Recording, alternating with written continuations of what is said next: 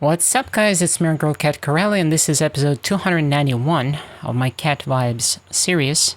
Today we're painting a little study on a small, tiny little canvas. 6 by 7 and something 8 inches. As you can see, nowadays I am tinting the gesso, the second coat of gesso, because I kind of find it more enjoyable and more of an intriguing experience to start with mid values instead of starting out with a bright white canvas. I just like it this way, and I deliberately do this coat sometimes.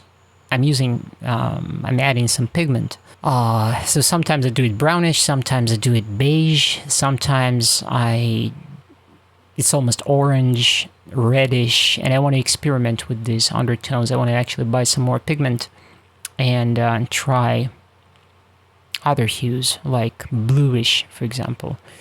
I don't know about green, but I think blue might be an interesting choice. So this time we're painting some papayas, and as you can see, I'm using a very thick brush. Quick little study, painted it in one session. Deliberately using thick paint, kind of blending in wet into wet, knowing that I'm going for an alla prima study, not really expecting myself to layer paint that much, but using some interesting effects, like for example using this old brush, which you've just seen to add texture, and occasionally switching back to a bright all-purpose, all-media brush. A nylon brush. I think I like switching between nylon and bristle.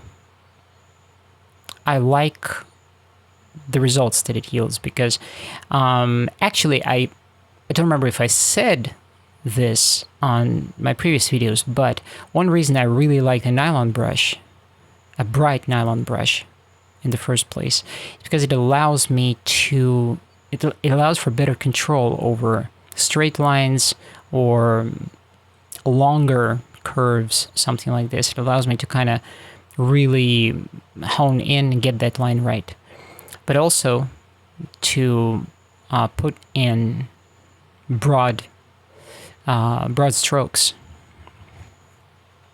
And then on top of that, you see what I'm doing here. I'm switching back to a bristle and just adding a little bit of texture right there on the highlight. And I like it this way. Moreover, when one of my nylon brushes gets really worn out and old, it gets kind of stiff, and in fact I'm starting to use it in place of a palette knife, because once the nylon brush gets stiff, it won't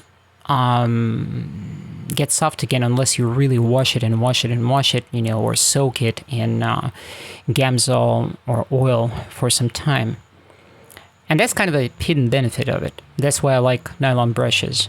They're resilient in this regard, and they're very useful. Plus they're cheap, so it's no big deal. You know, I can buy some cheap nylon brushes, and I can use them for one purpose while they're still soft, and then use them in a different capacity once they're worn out. I love worn out brushes because there's just so many creative ways you can approach them and use them for your intensive purposes. So here's a little study. It's a small one. With that being said, thank you very much for being with me here. I am still working on uploading my paintings to my Etsy store. Meanwhile, there's still 2 paintings, but there will be more. Thank you very much for watching. Thanks for your comments and likes.